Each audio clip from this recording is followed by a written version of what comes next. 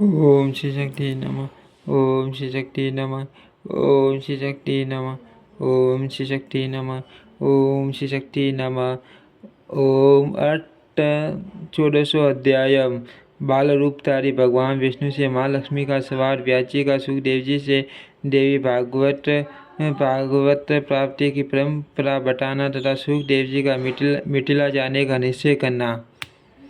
व्याजी बोले, इस प्रकार वट पट्ट पर सोए हुए उन भगवान विष्णु को आश्चर्यचकित देख कर मंद मुस्कान करते हुए देवी ने ये वचन कहा, विष्णु आप इसमें क्यों पड़े हैं? आप उस माँ शक्ति की माया से पूर्व काल में भी सृष्टि की उत्पत्ति तथा प्रलय होने पर इस प्रकार बार बार जन्म लेकर मुझे भूलते रहे हैं। वे पराशक्ति निर्गुणा मैं और आप तो सगुण हैं। सरगुण है। जो सात्विक शक्ति है उसे आप मेरी शक्ति समझिए।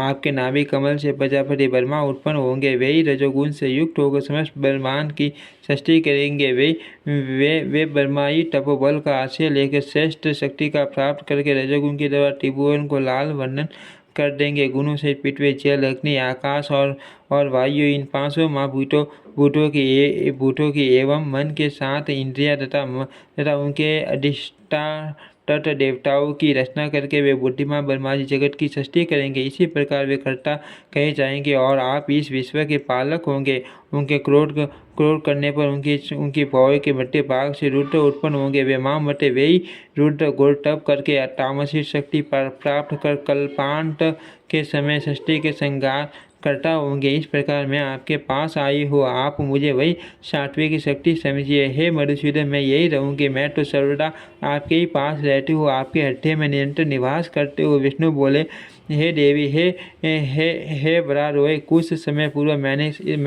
स्पष्ट अक्षरों वाला जो आधा श्लोक सुना वह परम कल्याण पर तथा रहस्य में वाक्य किसने कहा था? हे वरारोहे, यह मुझे शीघ्र बताइए। हे सुमुखी, इस विषय में मुझे मोटी शंका है। जिस प्रकार निर्धन पुरुष धन की चिंता करता रहता है, उसी प्रकार मैं उसका बार बार स्मरण किया करता हूँ। व्यास जी बोले, विष्णु का यह वचन सुनकर मुस्कान युक्त मुखमंडल वाली माँ लक्ष्मी मधुर हास्य के साथ अत्यंत प्रेम से बोली। माँ लक्ष्मी बोली, हे सौर्य, मेरी बात सुनिए। मैं सगुणा रूप चतुर्भुजा भगवती हूँ। आप मुझे जानते हो या न जानते हो, किंतु मैं सब गुणों का आलय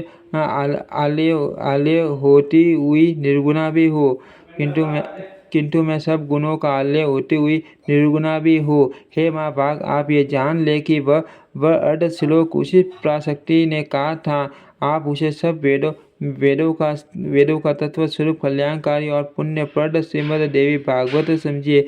हे शत्रुमदन, हे सुव्रत, मैं भगवती की परम कृपा मानती हूँ, जिसने ऐसा गुप्त एवं परम रहस्य में मंत्र आपके कल्याण के लिए कहा है। आप इसे सर्वदा चित्त में रखिए और कभी भी इसे विस्मृत न कीजिए। ये सब शास्त्रों का सार है तथा महाविद्या के द्वारा प्रकाशित किया गया है। इससे बढ़कर त्रिभुवन में कुछ भी ज्ञातव्य नहीं है। आप निश्चय ही देवी के परम प्रिय हैं, इसीलिए उन्होंने ये मंत्र आपको बताए हैं। व्यास जी बोले, माँ देवी लक्ष्मी के इस वचन को सुनकर चतुर्भुज भगवान विष्णु ने इसे सर्वश्रेष्ठ मंत्र समझकर चला के लिए हृदय में धारण कर लिया। कुछ दिनों के बाद उनके नाभि कमल से उत्पन्न ब्रह्मा जी दैत्यों के भय से डरकर भगवान विष्णु की शरण में गए। तब वे भगवान विष्णु भयंकर युद्ध करके मधु कैटभ का वध कर उस विशद अक्षरों वाले श्लोकार्ध रूप मंत्र का जप करने लगे। भगवान वासुदेव देव को जप करते हुए देखकर प्रति ब्रह्मा जी ने प्रेम पूर्वक कमलापति से पूछा, हे देवस, हे पुंडरीकाक्ष, हे जगदीश्वर, आप किसका जप कर रहे हैं? आपसे भी बैठकर दूसरा कौन है जिसका ध्यान करके आप इतने प्रसन्न हो रहे हैं? विष्णु बोले, हे महाभाग, विचार कीजिए कि आप में और मुझ में तो कारण स्वरूपा शक्ति विद्यमान है। वे ही भगवती शिवा हैं, जिनके आधार पर एकान्व महासागर में ये समस्त जगत ठहरा हुआ है। जो माँ शक्ति साकार, असीम तथा सनातनी भगवती हैं और ये समस्त जड़ चेतन संसार जिनके द्वारा रचा गया है। वे जब प्रसन्न होती हैं तब मनुष्य के उद्धार के लिए वरदायिनी होती हैं। वे सनातनी परम विद्या हैं, संसार के बंधन एवं मुक्ति का कारण स्वरूप हैं और वे सभी ईश्वरों की भी स्वामिनी हैं। स्वामिनी हैं। मैं आप तथा समस्त संसार उन्हीं की चैतन्य शक्ति से उत्पन्न हुए हैं। हे ब्राह्मण, हे निष्पाप, ऐसा आप सत्य जानिए, इसमें संदेह नहीं। उन भगवती ने आधे श्लोक में ही जो कहा है वही वास्तविक श्रीमद् देवी भागवत है। द्वापर युग के आदि में पुण्य उसका विस्तार होगा। व्यास जी बोले, इस प्रकार भगवान विष्णु के नाभि कमल पर विराजमान ब्रह्मा जी ने उस भागवत का संग्रह किया। तत्पश्चात उन्होंने अपने परम बुद्धिमान पुत्र नारद जी से इसे कहा, पूर्व काल में वही भागवत देव ऋषि नारद जी ने मुझे दिया और फिर मैंने उसे 12 स्कंदों में विस्तृत करके पूर्ण किया। हे महाभाग, वेद तुल्य 5 लक्षणों से युक्त तथा भगवती के उत्तम चरित्रों से ओतप्रोत इस श्रीमद् देवी भागवत पुराण को पढ़ो। तत्व ज्ञान के रस से परिपूर्ण वेदांत के द्वारा उपबरित और धर्मशास्त्र के समान पुण्यप्रद यह भागवत सभी पुराणों में श्रेष्ठ में ये बतासुर वध के कथानक से युक्त विविध आख्यानों से संबंधित ब्रह्म विद्या का निदान एवं भवसागर से पार करने वाला है। अतः हे महाभाग, आप उस भागवत को अवश्य पढ़ो। आप अत्यंत बुद्धिमान और योग्य हो। हे नरश्रेष्ठ, ये श्रीमद् देवी भागवत नामक पुराण पुण्यप्रद है। आप इसके 18,000 श्लोकों को हृदय गम कर लो। यह पुराण पाठ तथा श्रवण करने वाले के लिए अज्ञान का नाश करने वाला, दिव्य ज्ञान रूपी सूर्य का बोध कराने वाला, सुखप्रद, शांतिदायक, धन्य, दीर्घ आयु प्रदान करने वाला, कल्याणकारी तथा पुत्र पौत्र की वृद्धि करने वाला है। लोमस से उत्पन्न मेरे शिष्य ये धर्मात्मा सूर्य भी आपके साथ ही शुभ पुराण संहिता का अध्ययन करेंगे। सूर्य बोले, हे मुनियों, व्यास जी ने मुझसे और अपने पुत्र से इस प्रकार कहा था कि तब मैंने उस संपूर्ण विस्तृत पुराण संहिता को विधिवत पढ़ा था। उस समय भागवत पुराण का अध्ययन करके सुखदेव जी व्यास जी के पवित्र आश्रम में ही रहने लगे। परंतु दूसरे ब्रह्मपुत्र नारद की भांति उन धर्मात्मा को वहाँ शांति न मिल सके। एकांत में रहने वाले तथा व्याकुल शीत वे उदासीन की पार्टी दिखाई पड़ते थे। न वे अधिक भोजन करते थे और न उपवास पूर्वक ही रहते थे। इस प्रकार अपने पुत्र सुखदेव को चिंतित देखकर व्यास जी बोले, हे पुत्र, आप क्या चिंता करते रहते हो?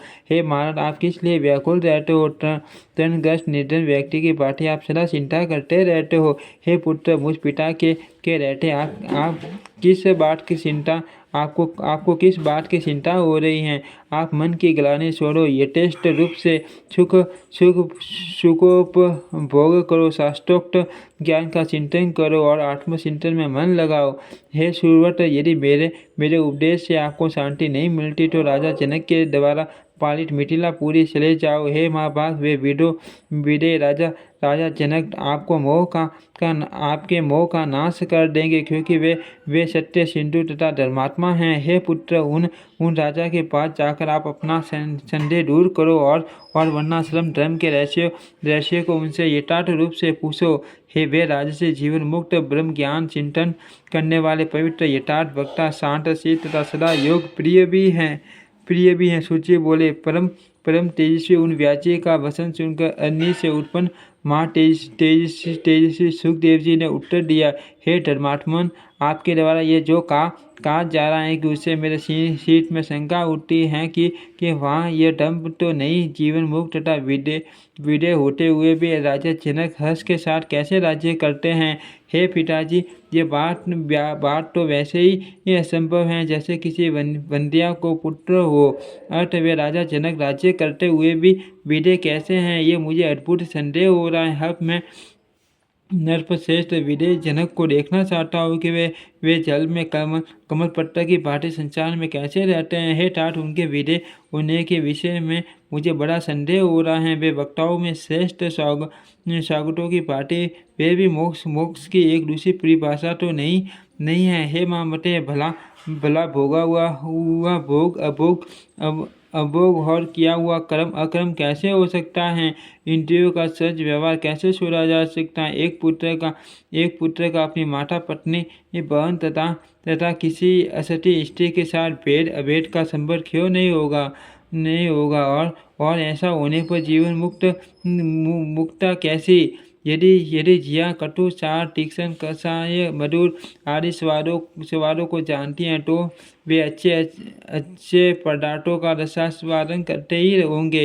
ये यदि शीत उष्ण सुख दुख का परिज्ञान उन्हें होता होगा तो भला यह मुक्ता कैसी कैसी है तात? मुझे ये अद्भुत संदेह हो रहा है। शत्रु और मित्रों को पहचान कर उनके साथ वैर अथवा प्रीति का व्यवहार किया जाता है तो राज सिंहासन पर बैठे हुए राजा जनक शत्रुता या मित्रता का व्यवहार क्यों नहीं रखते होंगे? उनके राज्य में साधु और शोर सम्मान कैसे समझे जाते हैं? यदि उनके प्रति सम्मान बुद्धि नहीं है तब भला वह जीवन मुक्ता कैसी? ऐसा जीवन मुक्त कोई राजा मेरे द्वारा पहले देखा नहीं गया है तात। यह बात बहुत बड़ी शंका है कि वे राजा जनक घर में रहकर भी मुक्त कैसे? उन राजा के विषय में सुनकर उन्हें देखने की बड़ी लालसा उत्पन्न हो गई है। अर्थ संदेह निवृत्ति के लिए मैं मिथिला पूरी जा रहा हूँ। इति श्रीमद् देवी भागवते महापुराणे अष्टादश शास्त्र संहितायां प्रथम स्कंदे शुकप्रति व्यासोपदेश वर्णम नाम 14 अध्यायम्। ओम श्री शक्ति नमः। ओम श्री शक्ति नमः। ओम श्री शक्ति नमः।